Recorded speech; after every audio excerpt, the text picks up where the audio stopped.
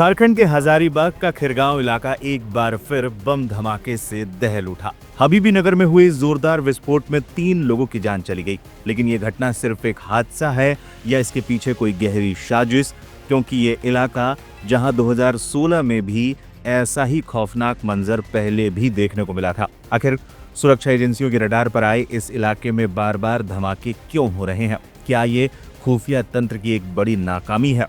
हजारीबाग के खीरगांव स्थित हबीबी नगर में हुए बम धमाके ने पूरे शहर को सन्न कर दिया। विस्फोट इतना जबरदस्त था कि इसकी गूंज दूर तक सुनाई दी। इस घटना में 3 लोगों की दर्दनाक मौत हो गई। धमाके के तुरंत बाद पुलिस और जांच एजेंसियां हरकत में आ गई। मौके पर फॉरेंसिक टीम और डॉग स्क्वाड का दस्ता सबूत जुटाने में लगा हुआ था।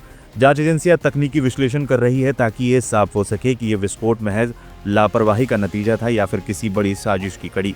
लेकिन सवाल सिर्फ एक धमाके का नहीं है। खीरगांव का हबीबी नगर इलाका सुरक्षा कारणों से पहले भी चर्चा में रहा है। आपको याद दिला दें, अप्रैल 2016 में ठीक इसी क्षेत्र में बम बनाते समय एक भीषण धमाका हुआ था जिसमें 6 लोगों की जान चली गई थी।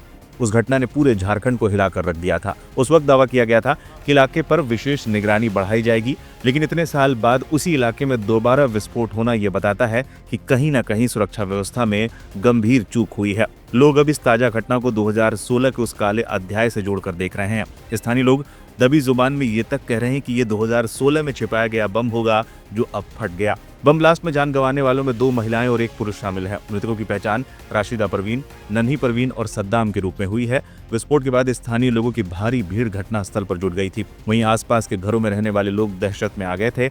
स्थानीय लोगों का कहना है कि तीनों झाड़ियों की साफ सफाई करने गए थे और तभी बम फट गया। सुरक्षा विशेषज्ञों का कहना है कि अगर कोई इलाका संवेदनशील घोषित है तो वहां दोबारा ऐसी घटना होना खुफिया तंत्र की विफलता की ओर इशारा करता है। सवाल उठ रहे हैं कि संदिग्ध गतिविधियों और गैर कानूनी तत्वों की पनाहगाह माने जाने वाले इस इलाके में स्थानीय खुफिया इनपुट का सही विश्लेषण क्यों नहीं हुआ। प्रशासन का कहना है कि जांच पूरी होने तक किसी भी निष्कर्ष पर पहुंचना जल्दबाजी होगी।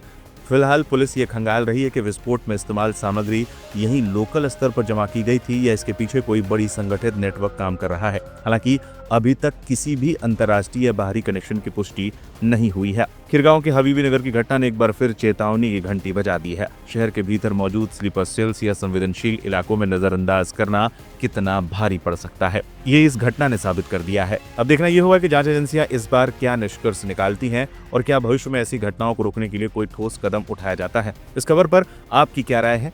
आपको क्या लगता है कि स्थानीय पुलिस की निगरानी में कोई कमी रही? हमें कमेंट बॉक्स में जरूर बताएं।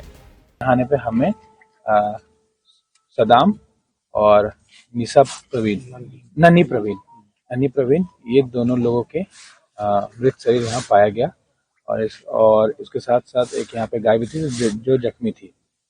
और अभी इस क्रम में आगे हम लोगों ने एफएसएल और बीडीडीएस की टीम को भेजा है कि वो आके जांच करे। अब प्रॉपर जो भी पीओ है उसके हिसाब से आगे का रिपोर्ट देके हमें बताए ताकि जिससे आगे हम लोग इन्वेस्टिगेशन कर सकें। टोटल कितने लोगों की मरने की सूचना है? कुल 3 लोग का देहांत हुआ है।